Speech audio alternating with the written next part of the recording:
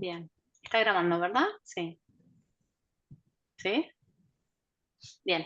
Bueno, es un placer para nosotras compartir esta tarde de un nuevo encuentro en un seminario organizado por el Centro de Investigación en Salud Laboral CISAL.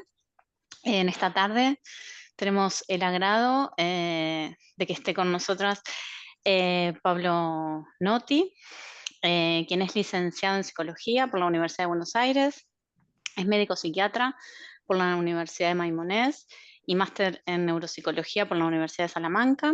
En la actualidad se encuentra en formación como médico residente en la especialidad de Medicina Preventiva y Salud Pública en la unidad docente del Hospital del Mar. Y bueno, lidera un proyecto de investigación sobre la exposición laboral a factores de riesgo psicosociales y su relación con el consumo de ansiolíticos e hipnóticos en este centro. Bueno, estamos dispuestas para escuchar, así que le cedemos la palabra. Bueno, Noelia, hola, gracias por presentarme y buenas tardes, bienvenidos todos al seminario. Es un gusto para nosotros que estén aquí. Y bueno, un poco les voy a hablar de la investigación que desarrollé este último año, sí, aquí en el CISAL, que bueno, quería agradecerle sobre todo a mis compañeros del CISAL y especialmente a Mireia Utzet y a Maya Yala, que un poco fueron quienes me acompañaron en este camino. Y esta investigación forma parte de mi formación como especialista en medicina preventiva y salud pública, así que le tengo mucho cariño. Bueno, voy a compartir la pantalla para que empecemos. Sí.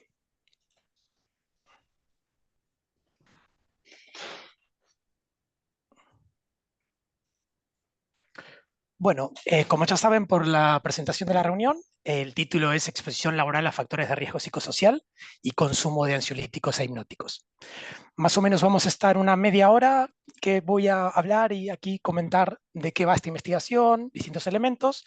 Decidí estructurarla más o menos como si fuera un paper de investigación, un artículo, o sea, con 4 partes: la introducción, los métodos, los resultados y la discusión. Si no me enrollo mucho, estaremos una media hora con esto y después queda una media hora después para compartir preguntas, inquietudes, bueno, y armar algún debate que ojalá nos enriquezca a todos. Y bueno, empiezo por la introducción. Primero lo primero, la pregunta de investigación. ¿Cuál fue nuestra pregunta cuando iniciamos esta investigación? Queríamos saber si en la población asalariada de España la exposición laboral a factores de riesgo psicosocial se asocia o no con el consumo de ansiolíticos e hipnóticos. ¿Por qué nos importa esta pregunta? De hecho, nos importa mucho. Bueno, no sé si esto lo saben, pero el consumo inadecuado de ansiolíticos e hipnóticos es un grave problema de salud pública a nivel mundial.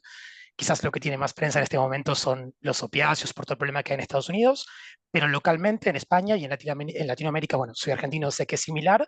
El problema tiene mucho más que ver con las benzodiazepinas. De hecho, según el International Narcotics Board, España lidera el ranking mundial de uso de benzodiazepinas. El país donde más benzos se usan en todo el mundo es España. Y según la Agencia Española del Medicamento, junto a los analgésicos, los psicolépticos son el grupo de fármacos que más se prescriben en todo el estado, ¿sí? O sea que es un problema de una magnitud enorme. Bueno, voy a hacer un pequeño inciso farmacológico porque, bueno, primero porque soy psiquiatra y me gusta hablar de psicofármacos, pero más allá de eso, porque creo que viene al caso, porque hablé por un lado de psicolépticos, por otro de ansiolíticos e hipnóticos y por otro de benzodiazepinas, que no son exactamente lo mismo, pero que a los fines de este estudio van a ver que se parecen mucho. Todo esto proviene de la clasificación de fármacos ATC, que es una clasificación internacional de la ONU que se usa en muchos ámbitos, que básicamente habla de el target anatómico, el target terapéutico y la química de cualquier fármaco que exista. Entonces, cuando hablamos de psicolépticos, hablamos de un grupo de fármacos que actúan en el sistema nervioso y que lo que hace es deprimir el sistema nervioso, por eso lépticos. Y dentro de este entran estas dos categorías, que son los ansiolíticos y los hipnóticos, que si pensamos en las formas químicas de ellos, la mayoría son benzodiazepinas o derivados de las benzodiazepinas. Hay otros grupos de psicolépticos como los antipsicóticos, hay otro grupo de ansiolíticos como los barbitúricos, pero bueno, cuando hablamos de población general, o sea, los fines prácticos de una investigación en población general, es casi lo mismo hablar de benzodiazepinas que hablar de ansiolíticos hipnóticos y, si me apuran, de psicolépticos, porque son los fármacos, o sea, cuando se hace cualquiera de estas indicaciones en población general, lo que se usa básicamente son benzodiazepinas, ¿sí? O sea, para aclarar estos términos que parecen diferentes y que de hecho lo son. Y bueno, y otro inciso farmacológico importante que el problema de salud pública, más allá de la magnitud del consumo, es porque las benzodiazepinas tienen una serie de problemas. El más conocido quizás es la tolerancia y la dependencia, ¿sí? Que bueno, son fármacos que enganchan, más allá de otros problemas como la sedación, la somnolencia, problemas de memoria, irritabilidad, dificultades en el control de los impulsos, y caídas y lesiones, que en el ámbito de la salud laboral, que es en el que estamos, es un tema importante, porque personas usando benzos pueden sufrir accidentes laborales, ¿sí? Eh, bueno, ¿y por qué creemos que es importante investigar esta asociación además? Porque normalmente las estrategias que se usan para reducir el uso de ansiolíticos e hipnóticos tienen que ver, por un lado, con regular su prescripción, receta doble, receta archivada, poner cada vez más problemas, warnings en las en donde se indica para que no se indiquen. O si no, darle formación a los profesionales sanitarios. Eso vendría a ser las medidas generales que se toman para reducir el consumo de benzos. Desatendiendo, como suele ocurrir, los determinantes sociales de la salud, las condiciones de empleo y trabajo y los ejes de desigualdad, ¿sí? Y es importante encontrar estrategias nuevas para reducir este consumo, porque realmente es un problema serio que padecen las sociedades, por lo menos occidentales. Eh, bueno, una definición, por si alguno no sabe lo que son, los factores de riesgo psicosocial en el medio laboral. Tomo la definición de Moncada en su manual de un instrumento del que hablar después, que es la COPSOC. Bueno, básicamente son factores de riesgo que se asocian a las condiciones de trabajo, específicamente a la organización del trabajo, y que generan problemas en la salud de los trabajadores a través de mecanismos fisiológicos y psicológicos que conocemos como estrés. Para graficar un poco esto, en un modelo un poco clásico de la evolución natural de una enfermedad, vemos que el trabajo está organizado de cierta manera, lo cual genera ciertos riesgos, ciertos factores psicosociales que son riesgos a los que se expone el trabajador, los cuales generan estrés y eventualmente pueden generar enfermedad, sobre todo trastornos de ansiedad, depresión, consumo de sustancias, y ahí es donde entran los ansiolíticos e hipnóticos. Entonces, lo interesante es, uno de los factores de estrés más importantes para la población trabajadora, por lo menos, que es la gran mayoría, es la exposición a factores de riesgo psicosocial. La mayor indicación de ansiolíticos e hipnóticos es el estrés y sus patologías derivadas, y sin embargo, no mucha gente está investigando esta relación, la cual es bastante obvia y natural, y aparte que abre la puerta para distintas intervenciones para reducir su consumo, pero bueno, esta estructura como muy elemental de esta evolución no es considerada cuando se piensa cómo atacar el problema del consumo de ansiolíticos e hipnóticos. Como hablaba antes, la COPSOC, o sea, existen muchos marcos teóricos para hablar de factores de riesgo psicosocial. El que, por lo menos, el CISAL más promueve y uno de los más reconocidos a nivel mundial es la COPSOC, que es un instrumento que desarrolló un grupo danés basándose en un marco teórico de muchas teorías, de Sigris, bueno, que hace mucha gente, y la teoría general del estrés, para definir, está en su tercera versión la COPSOC, una serie de dominios y dimensiones de riesgos psicosociales, sí, que se evalúan con un instrumento que ellos mismos han construido, está en su tercera versión. Por ejemplo, hablando de relaciones interpersonales y liderazgo, como dominio entra el apoyo social de compañeros o superiores, que es algo de lo que voy a hablar después. Entonces, como último elemento de la introducción, el objetivo es valorar esta asociación de la que hablé antes, y la hipótesis, por supuesto, es que si hay mayor exposición a factores de riesgo psicosocial, va a haber una mayor presencia de consumo de ansiolíticos e hipnóticos. Bueno, entro a la segunda parte, que son los métodos. Bueno, ¿cuál fue nuestra base de datos? Nuestra base de datos fue la encuesta de edades en su edición del 19-20, que es una encuesta que pregunta a los participantes sobre el uso, percepciones y opiniones del consumo de alcohol y drogas. Es la encuesta de alcohol y drogas de España, ¿sí? Se hace cada 2 años desde 1995, es una encuesta domiciliaria, representativa de la población española no institucionalizada de 15 a 64 años, y que cuenta con un módulo laboral que es el que nos interesa, porque ahí se pregunta sobre condiciones de trabajo y exposición a factores de riesgo, que se hace cada 6 años. Por eso tomamos esta edición, porque es la última en la que se utilizó el módulo laboral. Habrá que esperar hasta el 26 para que esto vuelva a hacerse, ¿sí? Y de esta muestra que teníamos y esta base de datos, extrajimos como una submuestra de asalariados, porque nos interesaban en particular los trabajadores asalariados. Creemos que las condiciones son particulares, que si ya entramos en autónomos y otros perfiles, ya la exposición es muy diferente, nos interesaba este grupo en particular, con lo cual la muestra se redujo a 9.851 personas, de las cuales más o menos estaba equiparado entre hombres y mujeres, la media de edad era 38,8, La mayoría eran trabajadores manuales y la mayoría estaban nacidos en España. ¿Sí? Bueno, ¿cuál fue el primer problema que nos encontramos cuando nos enfrentamos a esta base de datos que nos pasó el Ministerio de Salud?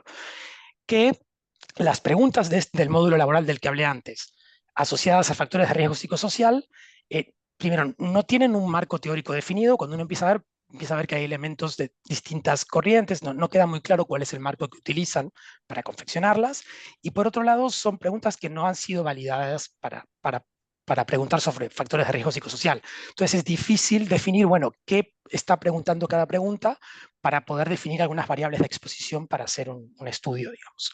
Entonces, la disyuntiva con la que nos encontramos, sobre la que discutimos mucho, fue, bueno, a nuestro criterio, el mío y de mis directores, definimos según pregunta qué factor psicosocial creemos al que se está refiriendo, lo cual nos parecía un poco complejo, por decirlo, pero por suerte, Esther Coleil, que es una compañera que rotó en el CISAL hace algunos años, había hecho un análisis factorial de las preguntas del módulo laboral de las edades. Entonces dijimos, perfecto, vamos a tomarlo. Si bien el enfoque de ella era un poco diferente, no eran factores de riesgo psicosocial, eran estresores en el trabajo en general, sí nos servía en términos de tomar los factores que sí se asociaban a esto.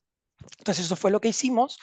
Eh, Dentro del análisis factorial tomamos 3 factores que sí se asociaban con factores de riesgo psicosocial: la carga del trabajo, la inseguridad laboral y el apoyo social, y tomamos estas 3 variables como variables de exposición, agrupando estas preguntas, o sea, básicamente sumando las respuestas y dividiéndolas en tertiles para tener el grado de exposición en relación a estas 3 variables de exposición, ¿sí? También puedo dar un ejemplo: se siente inquietud o inseguridad ante su futuro laboral, la pregunta 24 del módulo laboral de las edades, que pregunta sobre inseguridad laboral, como las otras que están aquí en pantalla. Así voy rápido porque, para no enrollarme mucho con esto. Bueno, y también modificamos algunas de las covariables por distintas razones.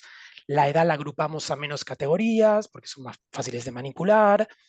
El nivel socioeconómico, sobre el que voy a hablar un poquito después, la edad lo cuantifica como ingresos en el hogar. Entonces, como teníamos los valores de ingresos en el hogar y de personas que viven en el hogar, básicamente lo que hicimos fue dividir uno por otro y poner unos puntos de corte según bueno, los índices que hay de pobreza y demás en base a los ingresos del hogar, y definir 3 niveles de nivel socioeconómico.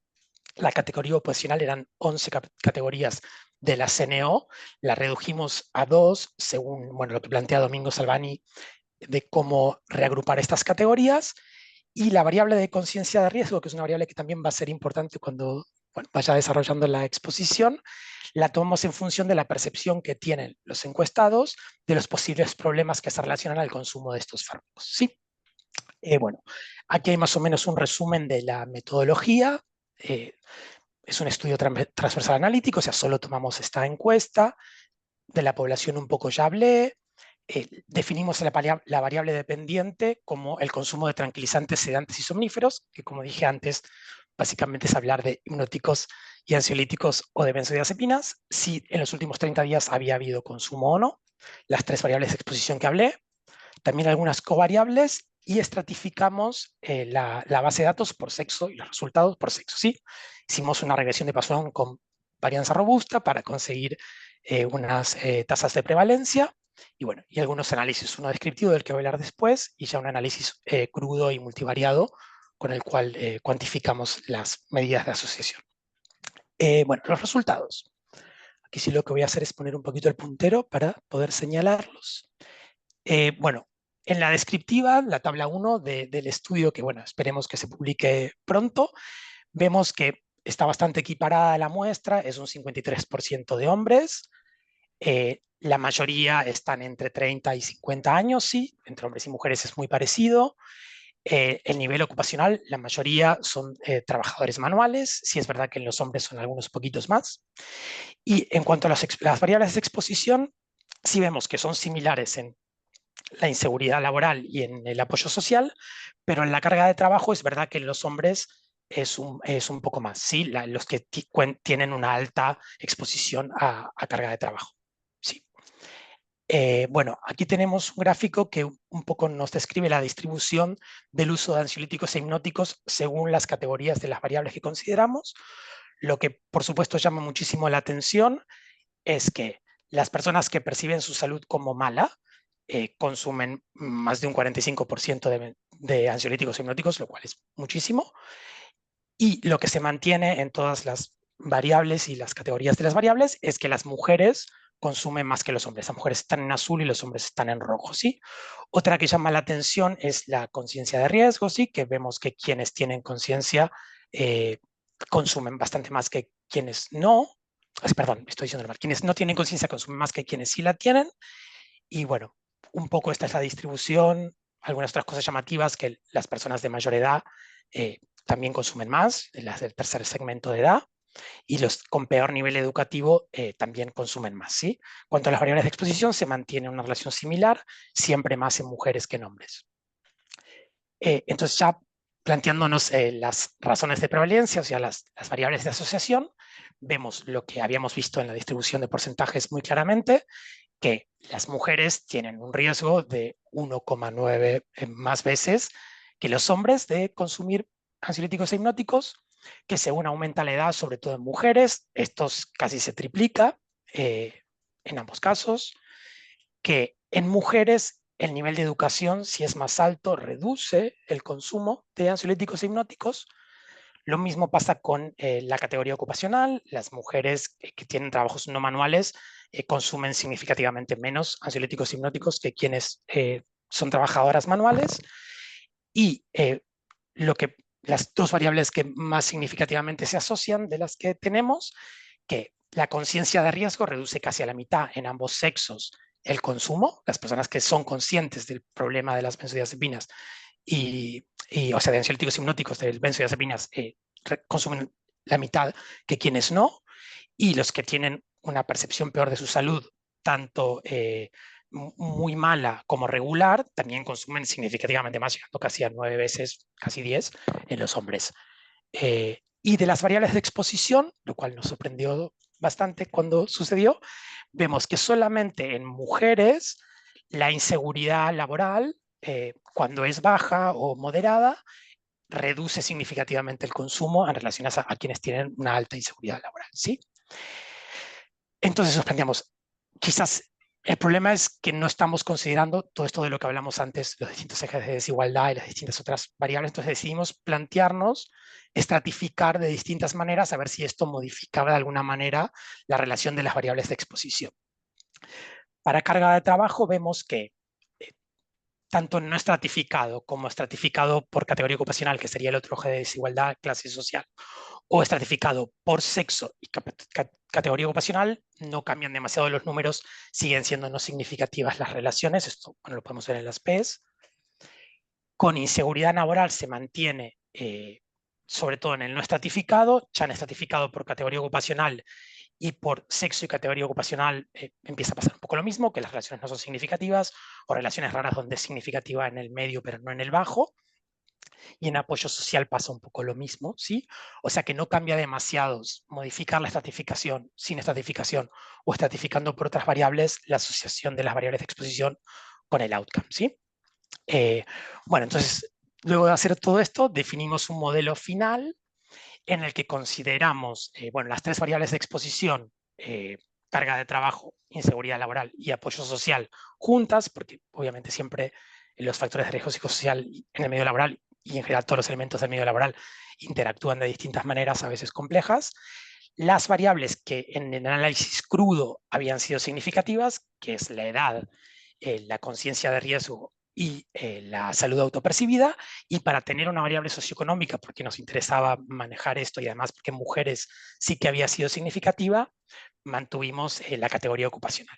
Y vemos que ajustando por estas variables en el modelo final, se mantiene la relación de la inseguridad laboral en mujeres, tanto cuando es moderada o baja, se reduce el consumo de ansiolíticos e hipnóticos en relación a quienes tienen una alta inseguridad laboral.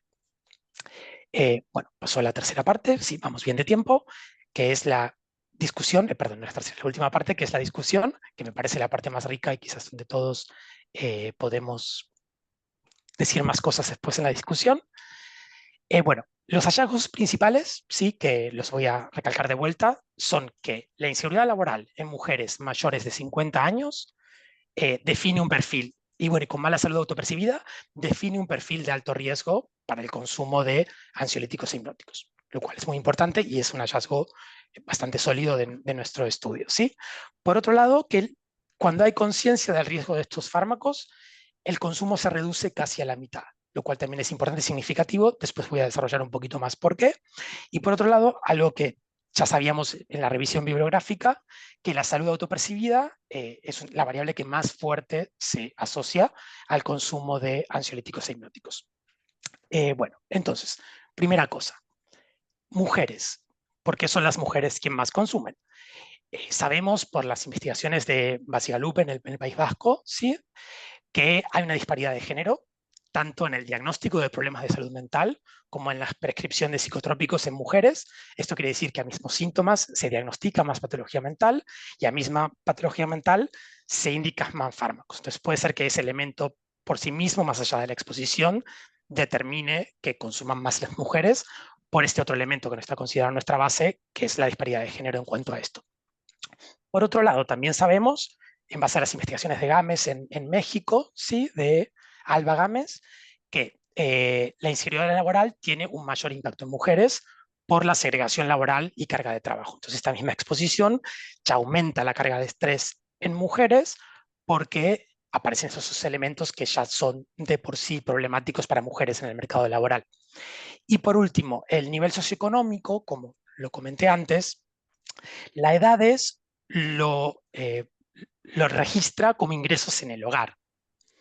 Entonces, dado que nivel educativo y categoría ocupacional, que son de alguna manera unos proxies para nivel socioeconómico, sí dieron significativo en mujeres, tenemos la sospecha, no lo podemos saber, que esta manera de cuantificar el nivel socioeconómico en la encuesta de alguna manera invisibiliza las desigualdades de género, porque sabemos lo que ingresa en el hogar, pero no sabemos lo que gana la mujer de ese hogar, con lo cual, bueno, intuimos que no son solo mujeres con inseguridad laboral mayores de 50, sino que además probablemente son mujeres pobres, pero esto no lo podemos registrar en base a la base de datos que tenemos, sí. Por otro lado, lo que hablé hace un rato que nos sorprendió mucho, que la carga de trabajo y el apoyo social en ambos sexos no dio significativa. Y la inseguridad laboral en hombres tampoco lo dio. Entonces la gran pregunta de todos fue ¿por qué? Porque de alguna manera lo que esperábamos es que sí diera, de hecho era nuestra hipótesis. Ahí apareció la parte de que yo soy psiquiatra, si bien esto generó bastante polémica y lo discutimos bastante, de que, bueno, en base a las teorías de Aaron Beck y de la terapia cognitiva conductual, que es quien la fundó, tanto la ansiedad como la depresión producen distorsiones cognitivas. Esto está muy demostrado desde los años 60, que la percepción del entorno de personas con ansiedad y depresión varía y suele ser peor que en quienes no. Entonces, de alguna manera, el consumo de ansiolíticos hipnóticos está muy ligado a la ansiedad, sobre todo, y a la depresión en general.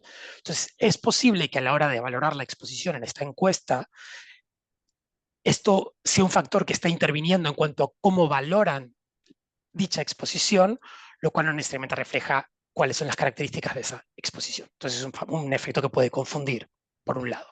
Y por otro lado, solamente estamos considerando 3 factores de riesgo psicosocial dentro de los 21 posibles y de todos los otros factores estresores en el trabajo. Entonces es posible que haya otros factores que estén interviniendo que no estamos considerando, lo cual termina alterando la asociación y que nosotros no lo podemos cuantificar, ¿sí? Y otros elementos de rasgos de personalidad. Bueno, podríamos hablar de muchas cosas, pero en definitiva, que en la valoración de la exposición aparecen elementos que pueden ser confusores que no estamos considerando. Esto tiene que ver con que se trata de una encuesta, también voy a hablar un poquito de eso cuando hable de las limitaciones, ¿sí? Bueno, conciencia de riesgo, que aparece como este elemento relativamente nuevo en cuanto a un factor que reduce significativamente el consumo. Bueno, primero aclarar que conciencia de riesgo no es lo mismo que provisión de información. De hecho, en base a Crosby y a toda esta nueva idea de cómo se modifican conductas en la población, sabemos que solo proveer información en general no es lo que produce un cambio, sino que la conciencia de riesgo implica un proceso activo de quien lo recibe, que es un paso más. Entonces, quizás no se trata solo de informar o hacer una charla, sino de que la gente adquiera la conciencia, lo cual es un trabajo más complejo. No voy a entrar en eso ahora. Y aparte, en medicina laboral, este factor, por lo menos de lo que estuvimos mirando, no está considerado cuando se quiere prevenir consumo. Sí que provea información, pero no que haya una conciencia, que es un elemento diferente por donde pone el acento y por el proceso que implica. Y bueno, y otra cosa también importante a considerar es que si bien la mala salud autopercibida es el factor más asociado, estamos en un estudio transversal, entonces la causalidad inversa seguramente está jugando su parte ahí muy importante, porque no sabemos si la gente, porque toma medicamentos, percibe que su salud es peor por el simple hecho de estar recibiendo medicamentos, o si es esa misma salud la que la lleva a consumir estos medicamentos. Entonces ahí hay un problema claro de causalidad inversa que no nos permite saber exactamente. Necesitaríamos un estudio longitudinal para saberlo. Bueno, las fortalezas, creo que un poco ya las comenté, que es el primer estudio que considera esta asociación en una muestra de gran tamaño de trabajadores reclutados al azar, y esta variable que aparece de conciencia de riesgo, que me parece una variable muy interesante y que sí puede abrir la puerta para intervenciones e investigaciones futuras. Y las limitaciones de las que hablé un poco antes, bueno, que son los sesgos de una encuesta que todos conocemos, y tomo como ejemplo el trabajo de Arañez en Francia, en función a la Corte Constances, donde él valora la exposición, por un lado, en un grupo de trabajo, no en una persona singular. Entonces, de alguna manera, hace un promedio de la exposición entre un grupo entero para evitar justamente estas diferencias singulares en la exposición. Y por otro lado, tiene acceso a los registros de medicamentos de esta corte. Entonces, sabe qué personas retiraron medicamentos de la farmacia, lo cual no es lo que yo me acuerdo, lo que yo quiero decir, sino que es un registro objetivo. Lo que dije antes de los indicadores de exposición, que son pocos y que no están validados, y el indicador de resultado, que bueno, solo es si consumió benzos o ansiolíticos y hipnóticos el último mes y nada más, ¿sí? Y hay más matices, si los tomo como se indicaron, no, y todo esto. Y por último, con las conclusiones, y ya acabo, que ahí te veo, Noelia. Bueno, nada, lo que decía antes, que la vulnerabilidad en mujeres mayores de 50 años con inseguridad laboral es un perfil de riesgo y que deberían tomarse medidas específicas para este grupo seguramente, que hay que profundizar más en esta asociación, considerando instrumentos validados para medir la exposición, sobre todo, y con un marco teórico más claro, y que este nuevo elemento de conciencia de riesgo, que parece muy valioso, habría que definirlo y operacionalizarlo mejor para plantear nuevas investigaciones y eventualmente intervenciones en salud laboral. Eso es todo, gracias. Bueno, muchas gracias. La verdad que la presentación ha sido sumamente clara y puso luz sobre un tema, bueno, que es muy relevante, ¿no? En la actualidad. Abrimos el espacio de preguntas y me gustaría iniciar con una y después le damos la palabra a quien lo desee, ¿no? Bueno, claramente agradecerte, ¿sí? Y bueno, la idea, la pregunta que me surgió fue si se tuvo en cuenta el país de origen.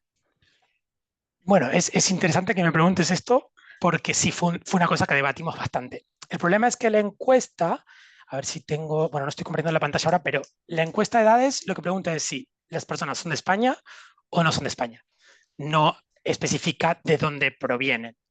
Y por otro lado, estamos hablando de una población asalariada. Entonces, esto ya plantea varios sesgos en términos de que no es lo mismo venir de un país nórdico que venir de Latinoamérica, seguramente, y además que los trabajadores que migrantes, quizás con mayor vulnerabilidad, no suelen ser trabajadores asalariados, suelen ser monotributistas o inclusive trabajadores que trabajan de manera irregular. Y entonces nos parecía que no nos iba a aportar demasiada información esta pregunta planteada así. Y por otro lado, llamativamente es significativamente, o sea, plantea que consumen menos las personas que no son españolas, lo cual ya nos parecía significativamente extraño. Supongo que con este sesgo de que las personas asalariadas que trabajan en España seguramente son personas que vienen de países con otro perfil que los migrantes vulnerables. Bien, abrimos el espacio de preguntas. En el chat pueden ponerlo o simplemente activar el micrófono. Tenemos a Martínez Méndez que nos pregunta, bueno, dice, gracias por la información. Si encontraron alguna relación con algún oficio o profesión específica en relación al consumo. No, de hecho no. O sea, teníamos una variable que eran los distintos, o sea, agrupadas distintos sectores, digamos, económicos, sí, y no encontramos ninguna relación con ninguno en particular, por eso tampoco no la incluimos, porque no queríamos que fueran tantísimas variables y que fuera ciertamente inabarcable demasiada información. Pero no lo encontramos, lo buscamos, pero no lo encontramos. Bien, agradece Martínez. ¿Alguien más que quiera hacer alguna pregunta, comentario, sugerencia? Tenemos a Fernando, que le damos el micrófono. Hola, ¿qué tal? Buenas tardes. Felicidades, Pablo, un buen trabajo y efectivamente, como decía Noelia, pues introduce, ¿no?, un poco de luz en este tema siempre tan complejo, ¿no?, de trabajo y adicciones y salud. No sé si podías quitar la presentación. ¿Sí? Y nos vemos todos, o al menos ¿Ahí está algunos. bien? Al menos algunos. Bueno, posiblemente hay algunas cosas a comentar, Pablo. Largas, para no ocupar todo el tiempo, me limito a algunas. Bueno, antes comprobar que la encuesta de edades en el módulo laboral, a pesar del esfuerzo que hicimos en su día con Esther Culel y con Antonia Domingo en su tesis doctoral, ¿no? No, sigue igual, sigue sin ese modelo explicativo que tú pides, ¿no?, para un poco ver a qué responden esos ítems que se incluyen en el cuestionario en relación al trabajo, ¿no? Pero dicho esto, pues bueno, utilizar el análisis factorial que hicimos en su día, pues yo creo que para eso lo hicimos, ¿no? Para intentar un poco ordenar los análisis que podían suscitar esta base de datos que es espléndida por otro lado, ¿no? Como todo encuesta es mejorable, pero lo bueno es que también es una encuesta europea. Y en este sentido, dicho esto, a no alargarlo, no he estado en la primera parte, he llegado unos minutos tarde y no he visto si había una hipótesis clara en el análisis o era un análisis descriptivo un poco para abrir, ¿no? Porque, claro, ahí yo creo que haría falta, ya que pedimos que haya modelos causales en la elaboración de los cuestionarios, también lo haya en los análisis. Y no sé si hubiera sido bueno, sería bueno, si estamos a tiempo, o igual lo habéis hecho, tener un diagrama causal que sustente el análisis sobre las variables que hay. O sea, son las que hay, ¿no? Y no sé si esto se ha hecho.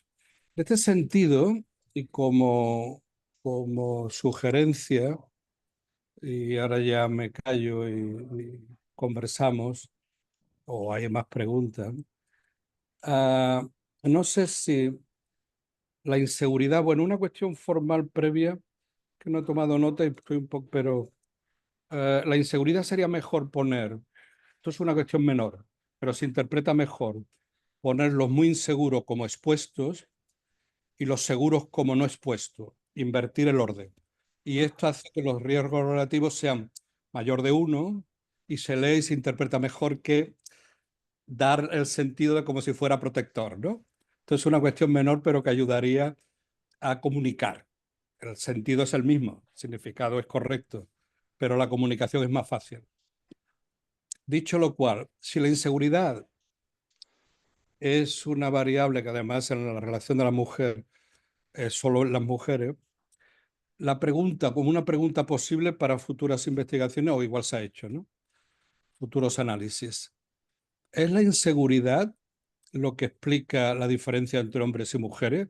Porque eso ya lo sabíamos, la diferencia entre hombres y mujeres, ya hay mucha literatura. Entonces, yo creo que lo interesante podría ser, seguro que hay más cosas interesantes, es si podemos encontrar la explicación en el trabajo o en las variables relacionadas con el trabajo a esa diferencia. Por lo tanto, situaría hombre y mujer como la comparación fundamental y el sexo y el género que hay detrás como la variable explicativa principal, que trato de ver si las otras pueden ayudar a justificar, a explicarnos esa diferencia que por otro lado ya sabíamos, ¿no? Como una sugerencia, no sé si la hipótesis existe y por lo tanto esto sería otro análisis, o esto que estoy sugiriendo podría ser el análisis. Gracias. Bueno, gracias por la intervención, Fernando. Sí, en un primer momento planteamos un cierto esquema de cuál era, digamos, la causalidad en relación a cierta historia natural de la enfermedad y dónde intervienen los factores de riesgo y cómo esto conlleva al estrés y al consumo, pero es verdad que quizás no considerando tantos elementos, es posible que sería interesante complejizar este modelo de causalidad. Y por otro lado, en cuanto a lo que decís, me parece un aporte interesante, sí, poder pensarlo desde ese lugar, quizás aportaría algo más. Sí, lo agradezco. Bien, tenemos una pregunta y, bueno, una especie de comentario también de Flor Rivera que nos dice que un alto nivel educativo puede prevenir en alguna manera el consumo de ansiolíticos. Podría ser porque tiene más conocimiento sobre los posibles efectos secundarios o cuenta con más recursos alternativos al consumo de estos. Eh, me parece un aporte interesante. Es verdad que eso solo se dio en el análisis crudo en mujeres, pero sí, es verdad. Eh, creo que no tenemos los elementos, pero sí, seguramente un mayor nivel educativo, que de alguna manera, como dije antes, es un proxy de nivel socioeconómico, pero no solamente, eh, permite tener acceso a una información mejor o, o más relevante y sobre todo tener acceso a alternativas. Sí, es verdad que una persona, muchas veces ya hablando de la atención sanitaria, que directamente sufre estrés, ansiedad, depresión, va al médico, se le da una medicación que muchas veces incluye hipnóticos y ansiolíticos y no se le ofrece nada más.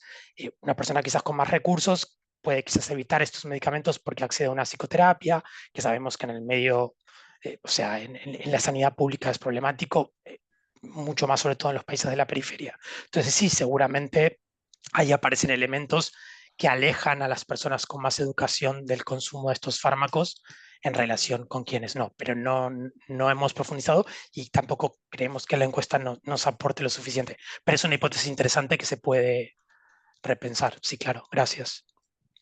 Claro, hay que incorporar un enfoque cualitativo y quizás esas personas cuestionan un poco más el consumo de fármacos, ¿no? Y tienen otras alternativas también. Bueno, no sé si alguien más quisiera hacer un comentario. Consol, te damos la palabra. Hola Pablo, gracias. La verdad que sí, como ya han dicho, súper interesante, muy completo. Había un par de cosas que... Tú has empezado hablando de que seguramente había que trabajar mucho el estrés, ¿no? Porque probablemente el estrés era una fuente de información, hay una fuente de, bueno, un factor de riesgo importante en el consumo de benzodiazepinas, ¿no? Que por otro lado siempre hay una prescripción médica, yo entiendo, ¿no? ¿Sí? Y esto también era entender a ver si podíais haber profundizado sobre esto, porque en realidad las benzodiazepinas necesitan una indicación médica, ¿no? Cómo esto influye, ¿no? en todo lo que habéis explicado. El tema de la conciencia de riesgo, como ya has dicho, alguien ha dicho aquí, ¿no? Que probablemente sí que la información pueda ser muy importante, ¿no? ¿Os habéis revisado, ha revisado, ya sé que es una fase previa, pero habéis revisado posibles intervenciones sobre esta conciencia de riesgo, sobre cómo abordar el estrés, ¿no? Yo entiendo que es un estrés muy claro en el entorno de trabajo, pero a veces no solamente eso, son muchos otros factores que actúan, ¿no? Y por tanto esto yo creo que añade muchísima complejidad a cómo abordar este tema, ¿no? Y si España tenemos un consumo tan elevado respecto a otros países, ¿qué puede haber pasado en otros países que no ha pasado en España? ¿Sabes? Yo creo que es súper interesante porque aporta todas esas preguntas, ¿no? No sé si es el momento de poder, de que sea, yo que sé, una pincelada, porque seguro que habéis pensado en todo eso. Gracias. A ti, Consol. Bueno, más o menos te contesto. O sea, el tema de la prescripción, sí, claro que es un tema porque son fármacos que están relativamente controlados, pero de hecho la encuesta lo consulta y por lo menos en mi práctica como psiquiatra lo he visto muchas veces, que siempre hay cierta, bueno, se lo dieron a mi familiar, yo lo tomo, hay cierto mercado negro de benzodiazepinas también. Y no es despreciable la cantidad de gente que se guarda una caja, la toma después, no la toma, la comparten, inclusive que la venden. O sea, existe todo un perfil de población no menor que consume benzodiazepinas sin prescripción médica o inclusive que las consume sin seguir las indicaciones del médico aunque las tenga prescriptas, gente que va a las guardias para que le den fármacos, para que le den recetas. Bueno, es un problema complejo de que se intenta regular, pero que no siempre se llega a que todas las personas que consuman benzos sea por una indicación médica directa, por lo menos. Eso por un lado. Por otro lado, en cuanto al tema de la información y la conciencia de riesgo y el estrés, o sea, el estrés funciona de alguna manera como un factor intermedio entre la exposición a los factores de riesgo y el desarrollo de la enfermedad, digamos. Es como el elemento que los une.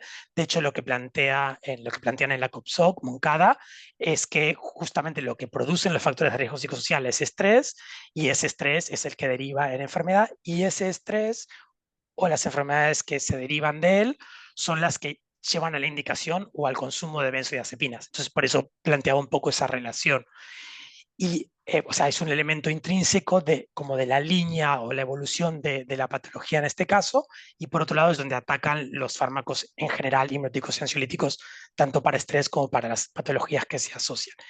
Y por otra parte, sí, la diferencia que quería plantear es que muchas veces en salud pública, y esto es algo que estudié en el máster un poco en profundidad en promoción de la salud, que creemos que con dar información es suficiente, y está demostrado por muchas vías que la información en sí misma, si no es recibida de alguna manera o si no tiene algún efecto en quien la recibe más allá de la simple información, hablo de técnicas para modificar conductas, no suele ser demasiado efectiva. Entonces, cité a Crosby, pero creo que hay mucha gente que está pensando como añadir elementos al simple hecho de un folleto, una información, una charla, porque pareciera que eso no es suficiente cuando se quieren modificar conductas tan profundas como son el consumo de sustancias, por ejemplo, en este caso, donde pareciera que hace falta un elemento más o varios elementos más.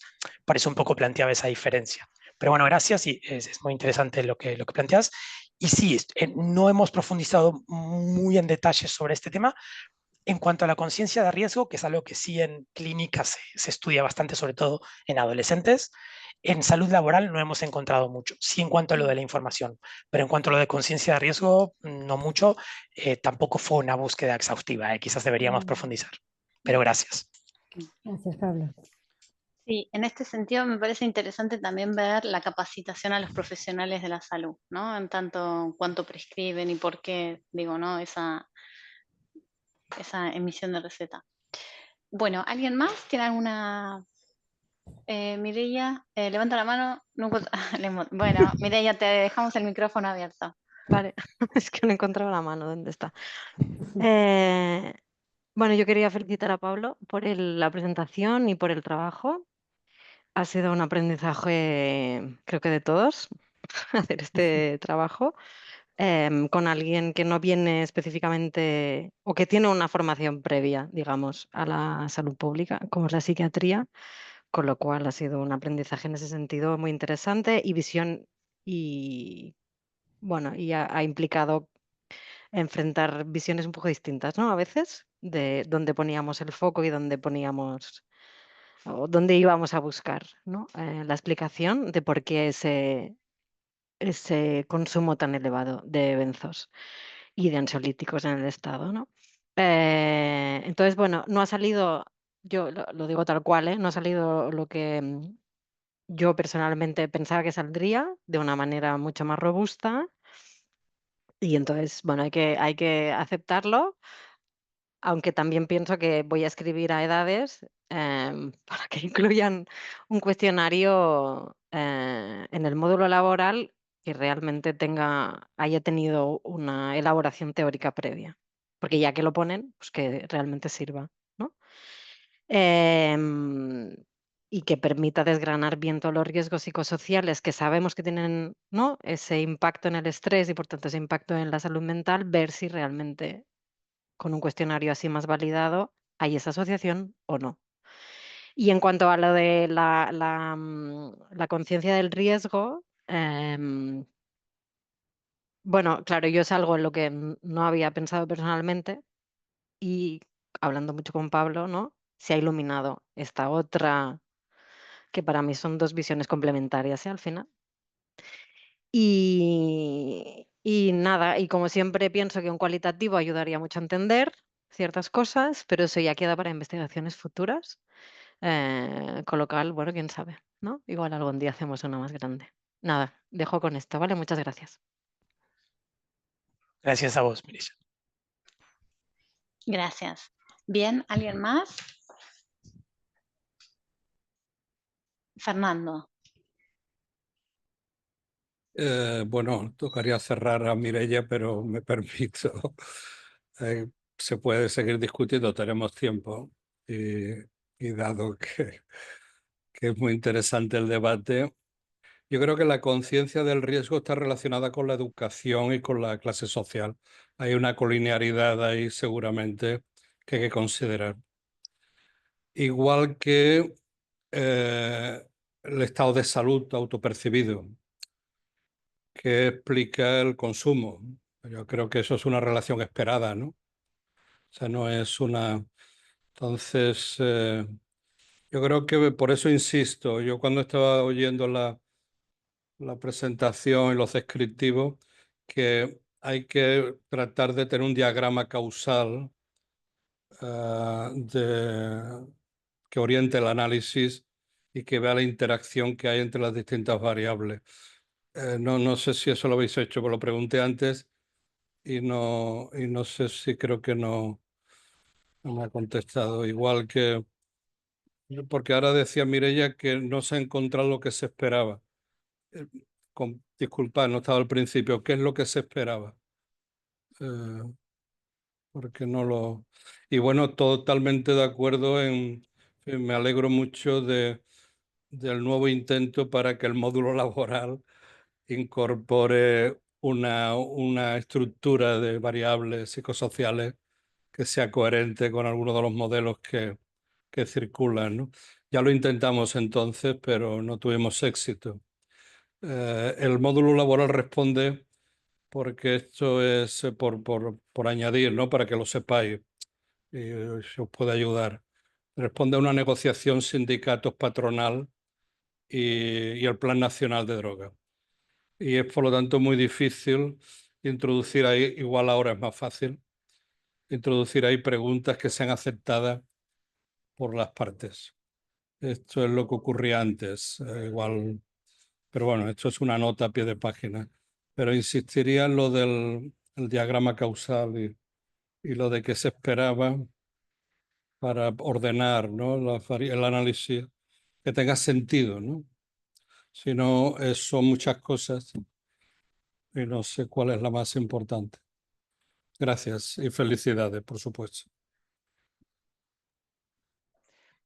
Bueno, o sea, la hipótesis general era que obviamente a mayor exposición a factores de riesgo psicosocial iba a haber mayor presencia de consumo, que solo lo encontramos en mujeres en base a la inseguridad laboral. Y en cuanto, bueno, sí calculamos si existía colinealidad entre las variables, lo hicimos estadísticamente calculando el BIF, y en principio no apareció una colinealidad, pero es verdad que el esquema de causalidad que tenemos es un poco, no incluye a la gran mayoría de las variables, entonces sí quizás habría que complejizarlo y es un muy buen consejo como para un próximo paso para una publicación. Gracias. Bueno, si alguien tiene alguna pregunta, algún comentario para agregar. Agradecemos a todas las personas que participaron de diferentes lugares del mundo. Y acá Marcela tiene una pregunta. Pablo, tengo una consulta. ¿Ustedes en España aplican una encuesta psicosocial FPSICO en la cual existen varias dimensiones que se evalúan? Me imagino que esto influye en lo expuesto.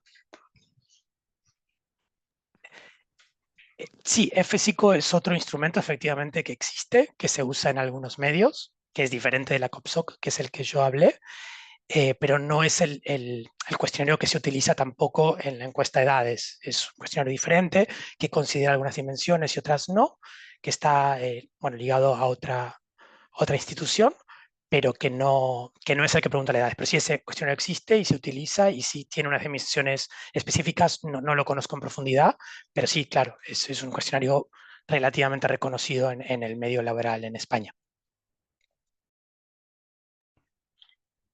Bien, ¿alguien más? Bueno, agradecemos a todas y a todos por la participación, a Pablo especialmente por tu tiempo, por tu dedicación, por hacernos la tarde tan instructiva. Y bueno, un abrazo y bueno, estamos hablando. Nos vemos en el próximo seminario, que será el 16. Este encuentro queda grabado. Lo van a poder ver en estos días para quienes puedan acceder.